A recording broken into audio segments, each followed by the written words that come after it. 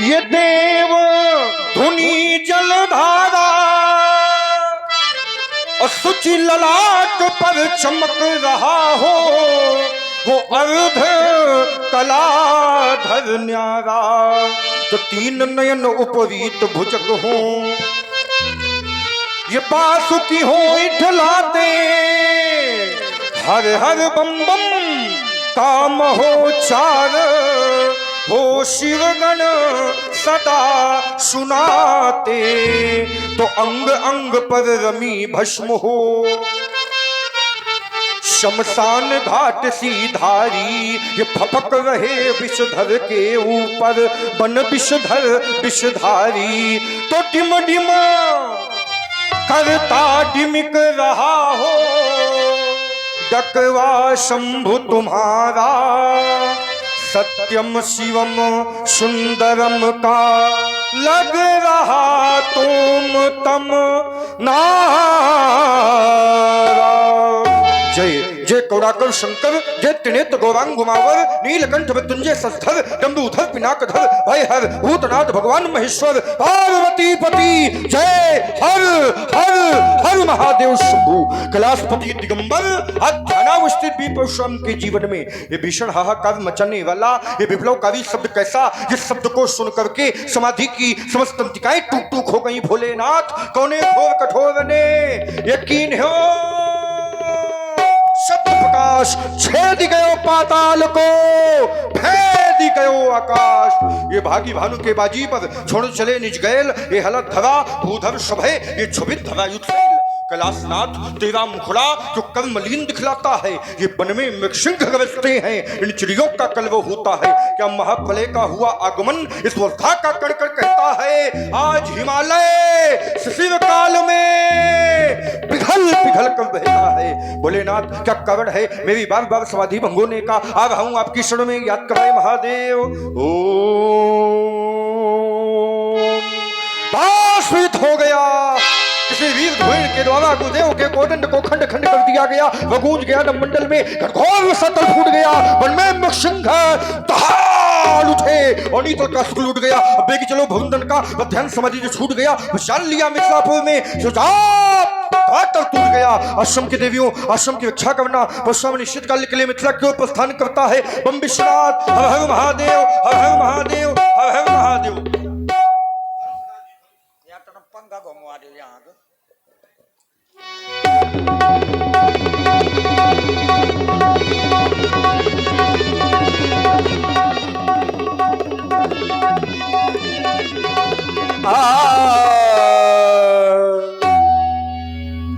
पंडित जी व्यवस्था को बनाए रखिए। जनक बहोरी आई सिर नावा, सीए बुलाई प्रणामो करावा। सीता के सखियों, चाहता हूँ मेरी बेटी को मेरे समीप लेकर के आओ। देखो ना, ये श्री भार्गव परशुराम जी हैं। मैं चाहता हूँ शीघ्रात शीघ्र हमारी बेटी को मेरे समीप लेकर के आओ। आओ ना बेटी, देखो। हाँ भैया, थोड़ा घुमा दो, ये घुमा दो।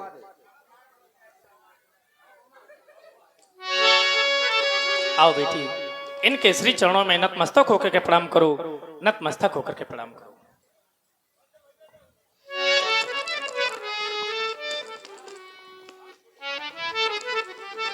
बालिका दिव्य है शिवध्वज, ऐसी दिव्य बालिका द्वारा तुम प्रणाम करा रहे हो। इस बालिका को देखता हूं ऐसे लगता है निशा सुंदरी के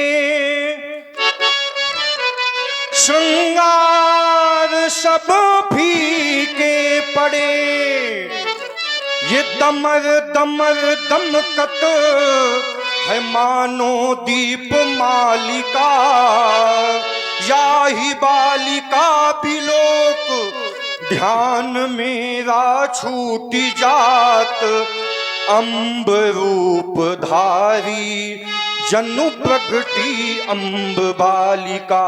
बालिका दिव्य है शिवध्वज, जानना चाहते हैं बालिका की प्राप्ति कहाँ से? तपोनिष्ठ यह बालिका हमारी आत्मजा नहीं अपितु धरात्मजा है। इसकी प्राप्ति के विषय में कुछ ऐसा है कि भूमि गर्भ से प्रकट हुई मुनिराज सुनो ये सुकुमारी, भूमि जा कहूँ या जनक लली, ये है मम प्राणों से प्यारी। या वही कन्या वही बालिका है। धन्य हो शिवध्वज, भूपाल नाम को चरितार्थ तुमने किया। भूपाल शब्द का एक सीधे अर्थ है भूपाल माने जो भूमि में रहने वाले जीवों का पालन करे, उसको कहते हैं भूपाल। यहां भी दीप दीप के भूपति नाना आए हैं, यहू तो कहूं के राजा हुई हैं, जो हल्ला मचा रहे हैं ये भी कहीं के राजा हैं। लेकिन भूपाल नाम को चरितार्थ तुमने किया क्योंकि यहाँ का किसान हाथ में हल लेता है, हल को चलाता है, तो किसी किसान को आज तक बिटिया नहीं मिली। लेकिन राजा जनक ने हल कर्षण किया तो राजा जनक को बिटिया मिली। क्यों? क्योंकि किसान जो है वो धरती का पुत्र है, और पुत्र अपने माता के पास जाता है तो माता कहीं ना कहीं उसके भरण पोषण की व्यवस्था करती हैं। अब धरती के पति हैं, इसलिए धरती ने इस बालिका को उत्पन्न किया। बालिका के लिए हमारा शुभ आशीर्वाद। भवे भवस्तम सफलम तुदीयम मनोरथम वही जनकात्मजेहि। बालिका का कल्याण हो, शुभ आशीर्वाद। महाराज परशुराम जी का ध्यान भारी भीड़ की ओर गया। पहले जब मिथिला में आते थे तो यहाँ ज्ञानियों की सभा मिलती थी, आज यहाँ राजाओं की भीड़, तलवारों की खनके दिखाई दे रही हैं।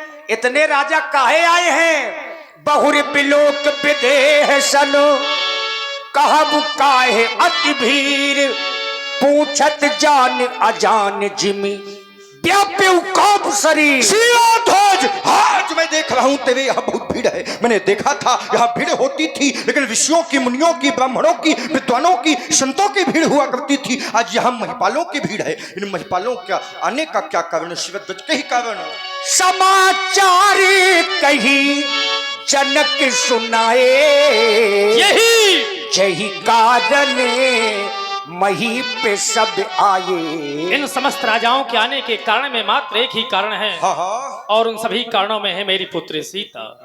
एक समय अपनी मैया के कथनानुसार पुत्री उस स्थान पर पहुंची जिस स्थान पर भूतेश्वर के विशाल आयुध को रखे हुए थे।